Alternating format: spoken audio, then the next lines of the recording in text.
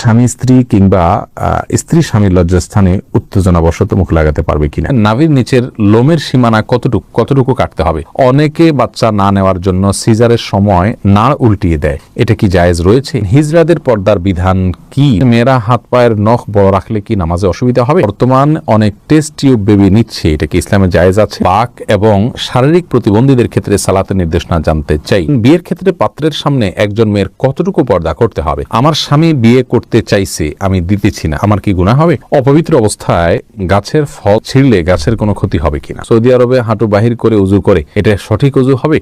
নাফিজা নুজহা জানতেছেন রাতে নখ কাটা যাবে কিনা, যাবে। গোসলের পর নখ কাটলে কি অপবিত্র হয়ে যাবে? না, হবে না। ফাইসাল, আপনি প্রশ্ন করেছেন অপবিত্র অবস্থায় গাছের ফল ছিঁড়লে গাছের কোনো ক্ষতি হবে কিনা। এর উত্তর হলো অপবিত্র অবস্থায় গাছের কোনো ফল ছিঁড়লে গাছের কোনো ক্ষতি হবে না, এমনকি যিনি ছিঁড়বেন তারও কোনো ক্ষতি হবে না।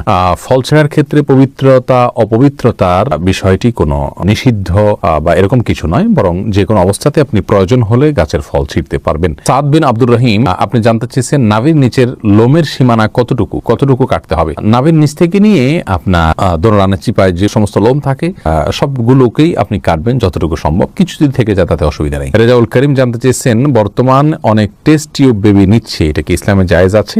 টেস্ট টিউব বেবি, এটাতে ইসলামের মৌলিক নির্দেশনা হলো যদি স্বামী স্ত্রীর বীর্য এবং শুক্রাণু থাকে এবং আরো কিছু শর্ত আছে, সেক্ষেত্রে মৌলিকভাবে এটি জায়েজ রয়েছে যদি নিরুপায় ব্যক্তি হয় তার জন্য। জাকির কাজী জানতে চেয়েছেন কোন কারণে কবর পরিবর্তন করার বিধান কি? কবর পরিবর্তন করা যেতে পারে বিশেষ কোনো কারণে, আপনার কবরের উপরে হয়তো কোনো গৃহ বা মসজিদ সম্প্রসারণ করতে হচ্ছে, তাহলে সেক্ষেত্রে কবরে যিনি শায়িত আছেন তার ধ্বংসাবশেষকে কোনো একটা ব্যাগে বা কিছুতে নিয়ে অন্য সাধারণ কবরস্থানে একটা কবর দাফন করে দেওয়া, এটা বিধিবদ্ধ, এটা নাজায়েজ বা গুনাহের কোনো কাজ নয়। তবে সেটা একান্ত প্রয়োজন হলে তখন যে কোনো হেনতন অজুহাতে এরকম করা যাবে না, এটা কবরের বাসীর প্রতি অসম্মান প্রদর্শন হবে সেক্ষেত্রে। তানজিন মিষ্টি জানতে চেয়েছেন মেয়েরা হাত পায়ের নখ বড় রাখলে কি নামাজে অসুবিধা হবে? নামাজ হয়ে যাবে যদি আপনি নখের ভেতরে চিপায় পানি পৌঁছাতে পারেন, তাহলে সেক্ষেত্রে নামাজ হয়ে যাবে, নামাজের কোনো সমস্যা নেই। তবে যদি ব্যাপারটি এরকম হয় যে নিচে পানি পৌঁছাচ্ছে না, অতিরিক্ত হওয়ার কারণে ময়লা জমে যাচ্ছে, তাহলে সেটা একে তো অনুচিত, দ্বিতীয়ত হলো যদি পানি না পৌঁছে তাহলে সেক্ষেত্রে নামাজই হবে না। যেমন নখ যদি বের হয়ে থাকে তাহলে তলার অংশতে পানি পৌঁছাইতে হবে, কারণ বাইর হয়ে আছে, ওইটা আপনার দৃশ্যমান অংশ হয়ে গেল, অতএব ওখানে পানি পৌঁছাইতে হবে, সেখানে আপনাকে পানি পৌঁছাটা নিশ্চিত করতে হবে। যদি করেন তাহলে সেক্ষেত্রে নামাজ হয়ে যাবে, কিন্তু এরকম করাটা অনুচিত। এমডি জান্নাতুল ফেরদাউস জান্নাত, আপনি জানতে চেয়েছেন বাক এবং শারীরিক প্রতিবন্ধীদের ক্ষেত্রে সালাতের নির্দেশনা জানতে চাই। বাক প্রতিবন্ধী যারা, তারা মুখে যদি কোনোভাবে উচ্চারণ করতে না পারেন তাহলে সেক্ষেত্রে মনে মনে আপনার যেগুলো পাঠ করার কথা সেগুলো পাঠ করবেন এবং রুকু সেজদা স্বাভাবিক অবস্থাতে তিনি করবেন। আর শারীরিক প্রতিবন্ধী যারা, তারা যেভাবে পারেন সেভাবে সালাত আদায় করবেন। আল্লাহ রাব্বুল আলামিন বলেছেন ফাত্তাকুল্লাহ মাস্তাতা'তুম, তোমরা আল্লাহকে যতটুকু সাধ্যে কুলায় ততটুকু ভয় করো। অতএব প্রত্যেকের যার সাধ্য অনুযায়ী তার আমলগুলো সম্পাদন করতে হবে। আবু হানিফা আরিফ জানতে চেয়েছেন হিজড়াদের পর্দার বিধান কি? ভাই আবু হানিফা, হিজড়া যারা, তাদের জন্য পর্দার বিধান হলো তারা সাধারণ অবস্থাতে যদি পুরুষের সাথে তাদের সাদৃশ্যটা বেশি হয় তাহলে সেক্ষেত্রে তারা পুরুষদের সাথে দেখা করবেন, মেয়েদের সাথে পর্দা করবেন। আর যদি তাদের শারীরিক গঠন মেয়েদের আলামত, মেয়েদের শরীরের গঠনটা তাদের মধ্যে বেশি থাকে, পুরুষের গঠনটা কম থাকে, তাহলে সেক্ষেত্রে মেয়েদের বিধান তাদের জন্য প্রযোজ্য হবে, তারা পুরুষদের সাথে পর্দা করবেন। এটা হলো একটি মত এবং সবচেয়ে প্রসিদ্ধ এবং গ্রহণযোগ্য মত। এছাড়া হিজড়াদেরকে নিয়ে আরো নানা রকমের মত রয়েছে ওলামায়ে কেরামের। নার্গিস আক্তার জানতে চেয়েছেন মেয়েদের নামাজ ভাঙতির সময়ে কি কি আমল করা যাবে? যখন নামাজ থাকবে না সে সময় তিনি সব কাজ করতে পারবেন, শুধু নামাজ পড়বেন না, রোজা রাখবেন না, স্ত্রী সহবাস করবেন না, তওয়াফ করবেন না, এছাড়া সব কাজ করতে পারেন। কোরআনে কারীম স্পর্শ করা বা তেলাওয়াত করা, স্পর্শ করতে পারবেন না, তেলাওয়াত করার বিষয়টি বিতর্কিত বা এটা নিয়ে আলোচনা রয়েছে, অনেক ওলামায়ে কেরাম এটাকে অনুমোদন দিয়েছেন, সৌদি আরবের স্কলাররা অনুমোদন দিয়েছেন, তবে অন্যান্য ইমামগণ এটার অনুমোদন দেননি। কিন্তু তারা তিনি শুনতে পারবেন, জিকির করতে পারবেন, দুরূদ করতে পারবেন, ইস্তেগফার করতে পারবেন, ইসলামিক বই পুস্তক পড়তে পারবেন, এই সমস্ত কাজগুলো করা তার জন্য জায়েজ রয়েছে। তবে শারমিন শিবলি জানতে চেয়েছেন অনেকে বাচ্চা না নেওয়ার জন্য সিজারের সময় নাড় উল্টিয়ে দেয়, এটা কি জায়েজ রয়েছে?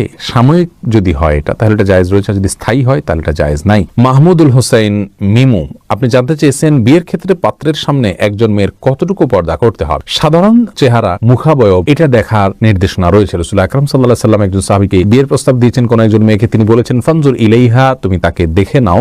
অন্য এক বর্ণনায় আসছে তিনি বলেছেন ফাইন্না ফি আয়ুনিল আনসারি, সেই আনসারী মেয়েকে বিয়ের প্রস্তাব করেছেন মুহাজির সাহাবী, তখন বলেছেন আনসারীদের চোখে একটু অসুবিধা আছে, অর্থাৎ ঘোলাটে ভাব বা কিছু একটা আছে আঞ্চলিক, তখন তিনি বলেছেন যে তুমি দেখে নাও, তোমার ভালো লাগে তুমি করো। তো এখান থেকে বোঝা যায় যে সাধারণ যে অঙ্গগুলো আছে, হাত পা মুখ, এগুলো দেখবে। এর বাইরে এই প্রকাশ্য অঙ্গ ছাড়া তার অন্য কোনো অঙ্গ দেখতে যাবে না। চুল, মাথার চুল দেখতে পারে, এই জাতীয় বিষয়গুলো দেখবে, বাহ্যিক যে অঙ্গগুলো থাকে সেগুলো। মাহমুদুল্লাহ এই আইডি থেকে আপনি জানতে চেয়েছেন, আমার স্বামী বিয়ে করতে চাইছে, আমি দিতেছি না, আমার কি গুনাহ হবে? তাহলে পুরুষ আইডি থেকে কোনো বোন হয়তো প্রশ্ন করেছেন। দেখুন, আপনার স্বামী যদি বিয়ে করতে চান আর আপনি তাকে বিবাহ করতে না দেন, যৌক্তিক কারণে যদি মানা করেন, তাহলে তো ঠিক আছে। যেমন স্বামীর সেরকম আর্থিক সক্ষমতা নেই, শারীরিক সক্ষমতা নেই, বিবাহ করার মতো পরিবেশ তার জন্য নেই, তাহলে সেক্ষেত্রে আপনি বাধা দিতে পারেন। কিন্তু সেগুলো যদি তার থাকে, তাহলে সেক্ষেত্রে আপনার জন্য বাধা দেওয়া উচিত নয়। তবে হ্যাঁ, এই কারণে আপনার গুনাহ হবে আমি সেটা বলবো না। বাধা আপনি দিতে পারেন এই অর্থে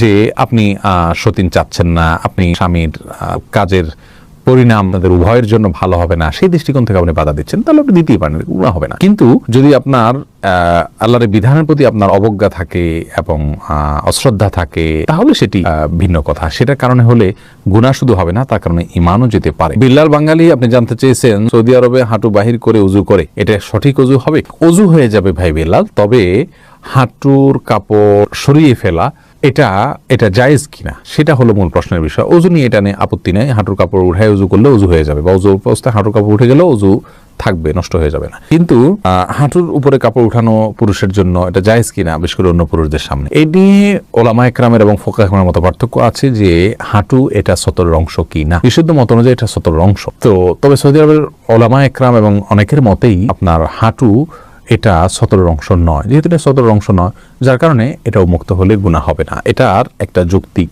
ব্যাখ্যা এবং কারণ তাদের কাছে আছে, যার কারণে সেটাকে আমরা খারাপ সেন্সে দেখব না। তবে হ্যাঁ, একজন মুসলিমের জন্য যথাসম্ভব লাজ, লজ্জা এবং আপনার এই জাতীয় বিষয়গুলোর প্রতি খেয়াল রাখা উচিত, যাতে করে অন্যের সামনে তার ব্যক্তিত্ব রক্ষা হয়। ওসমান ইবনে আফফান রাদিয়াল্লাহু তাআলা আনহুর পায়ের গোছা পর্যন্ত কখনো দেখা যেত না। তিনি এতটা নিজেকে সংযত রাখতেন এবং কাপড় চোপড়ে আবৃত্তি করে রাখতেন। এটা এক ধরনের ভদ্রতা। যাই হোক, শরীয়তের বিধানের কথা বলতে গেলে যেহেতু একটা শরঈ ব্যাখ্যা রয়েছে তাদের কাছে, যার কারণে সেটাকে আমরা হারাম বা গুনাহ বলতে পারবো না। তারিয়া আলম আপনি জানতে চেয়েছেন, কেউ বদদোয়া করলে এই বদদোয়া কাটানোর জন্য কি করতে হবে? বদদোয়া কাটানোর কোনো সিস্টেম নেই। আল্লাহর কাছে ইস্তেগফার করবেন এবং চেষ্টা করবেন ভালো পথে থাকার জন্য, আল্লাহর কাছে আশ্রয় চাইবেন। এনাম জানতে চেয়েছেন, চিরকুমার থাকা কি জায়েজ আছে? না, চিরকুমার থাকা জায়েজ নাই, যদি কেউ এটাকে সওয়াবের কাজ মনে করেন। হ্যাঁ, দিনের কোনো কাজ, বড় কোনো দায়িত্ব পালন করতে গিয়ে, দিনের জ্ঞান অর্জন করতে গিয়ে তিনি বিয়ে করার সুযোগ পাচ্ছেন না, তাহলে সে তার জন্য জায়েজ রয়েছে, এইটুকু বলা যেতে পারে। তবে রাসূল করিম সাল্লাল্লাহু আলাইহি সাল্লাম বিবাহ না করে থাকার বিষয়টিকে সমালোচনা করেছেন এবং তিনি বলেছেন যে তোমরা বিবাহ করো, বিবাহ আমার সুন্নাহর অন্তর্ভুক্ত। এই জন্য বিবাহ করে, সংসার করে, তার ফাঁকে ফাঁকে ইবাদতবন্দি করে ইলম শেখা, সেটা হলো উচিত এবং উত্তম। রিজওয়ানুর রহমান হৃদয় জানতে চেয়েছেন, স্বামী স্ত্রী কিংবা স্ত্রী স্বামীর লজ্জাস্থানে উত্তেজনাবশত মুখ লাগাতে পারবে কিনা? এটা ঘৃণ্য কাজ ইসলামী শরীয়তে। এটি আর কিছু না হলো মাকরু, কমপক্ষে হারাম সরাসরি না হলো মাকরু, অপছন্দনীয় কাজ। এরপরে এমডি জাকির জানতে চেয়েছেন, দোকানে কি বিড়ি সিগারেট বিক্রি করা সম্পর্কে ইসলাম কি বলে? যদিও আমরা খাই না, আমরা বলেছি এই বিষয়ে একটা ভিডিও ক্লিপে। দোকানে বিড়ি সিগারেট রেখে বিক্রি করলে সেই উপার্জিত অর্থ আমাদের জন্য হালাল হবে না। যদি কেউ দোকানে বিড়ি সিগারেট না রেখে দোকানদারি করতে পারেন, সেটা হবে সবচেয়ে ভালো। আর যদি এটা না রেখে তিনি তা কোনো উপায় না থাকে, তাহলে সেক্ষেত্রে এইটার উপার্জনের টাকাটাকে তিনি আলাদা করে রাখবেন, সেটা তিনি ভক্ষণ করবেন না এবং সেটা তিনি দান করে দিবেন সওয়াবে নিয়ত করা ছাড়া। এটা হলো তার নিষ্কৃতির উপায়। আর সাধারণ অবস্থাতে বিড়ি সিগারেট বিক্রি করা জায়েজ নেই, কারণ এটা অন্যায় কাজে সহযোগিতা করার শামিল।